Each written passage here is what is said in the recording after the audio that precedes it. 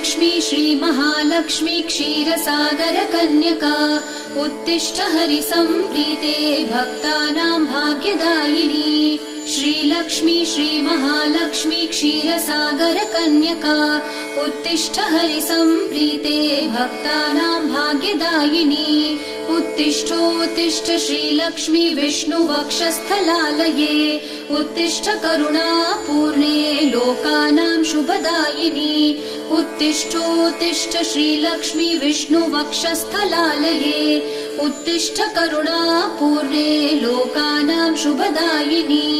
श्रीपद्ममध्यवसिते वरपद्मनेत्रे श्रीपद्महस्तचिरपूजित पद्मपादे श्रीपद्मजातजननी शुभपद्मवक्त्रे श्रीलक्ष्मी भक्तवरदे तव सुप्रभातम्।